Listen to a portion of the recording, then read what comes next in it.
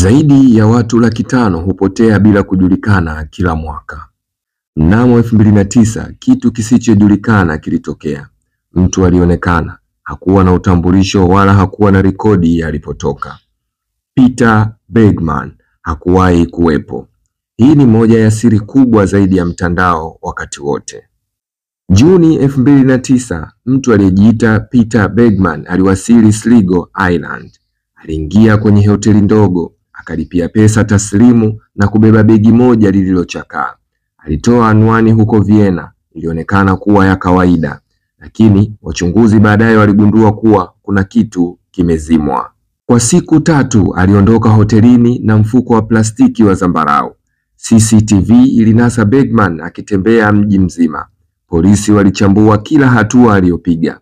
Kila wakati alibeba mfuko wa plastiki wa zambarau. Kila mara alirudi mikono mitupu, lakini kadri walivyozidi kuchunguza ndivyo hali ilivyozidi kuwa mbaya.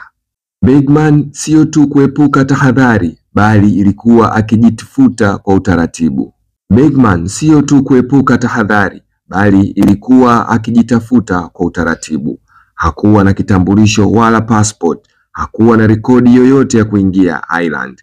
Alikuwa kana kwamba hajawahi kuwepo na kamwe hakutaka kupatikana kabisa. Alitembea mitaa ya Sligo mara 13 kwa siku 3.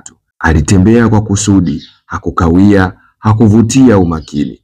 Alinunua stamp 8 za kimataifa. Polisi walijaribu kujua ni kwa nini. Katika siku yake ya mwisho, Bergman alitoka nje ya hoteli yake na kutembea hadi kituo cha basi. Aliagiza cappuccino na sandwich, kisha akaketi kwenye meza. Mashahidi walimuona akiandika kitu kwenye kipande cha karatasi. Walimtazama kwa dakika kadhaa. Alasiri hiyo hiyo, Bergman alichukua basi hadi Ross Point Beach. Mashahidi walimuona akitembea huku na huko kando ya ufukwe, akiwa amevalia vizuri na viatu mkononi. Saa 4:50 usiku, chini ya mwanga wa mbalamwezi, bado alikuwa akienda kasi. Kuna mtu alizungumza naye. Asubuhi iliyofuata, baba na mwana walikuwa wakitembea kwenye pwani ya Rose Point. Kupitia ukungu waliona kitu kwenye mchanga. Mwanzoni walidhani ni Manuel. Walipokaribia walistaajabu. Bergman alikuwa amelala kifudifudi mchangani, nje ya mkondo wa maji. Alikuwa amevaa fulana ya kuogelea na chupi nyeusi, hakuna kingine. Nguo zake zilikuwa zimekunjwa vizuri karibu yake, na kisha kufuata maelekezo ya ajabu kuliko. Polisi walidhani ilikuwa ni kuzama tu, lakini kila kitu kiliwapa mshangao. 1, hakuwa na maji kwenye mapafu yake. 2, hakuna dalili za mapambano na majeraha. 3, mali zake zote zilikuwepo. Uchunguzi wa maiti ulionyesha jambo lisilo la kawaida. Sababu rasmi ya kifo ni kipi? Kushikwa kwa mapigo ya moyo kwa hapo hapo. Moyo wake ulishindwa yaelekea muda mfupi tu kabla ya kutoweka baharini.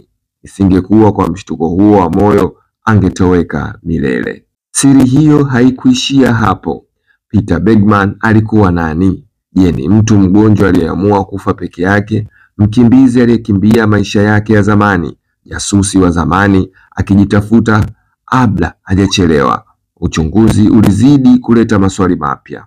Labda Peter Bergman hakuwa akikimbia kutoka kwa mtu, labda alitaka kufa peke yake, lakini jinsi alivyofanya, jina la uongo, utambulisho uliofutwa, mali zake zilizokosekana, aliacha maswali mengi kuliko majibu. Kuna mtu yeyote anaweza kutoweka katika ulimwengu wa kisasa? Au je, ni kitendo cha kujifuta kinahakikisha kuwa utakumbukwa milele? Peter Bergman sasa ni fumbo la milele na moja ya mafumbo makubwa ya enzi za mtandao.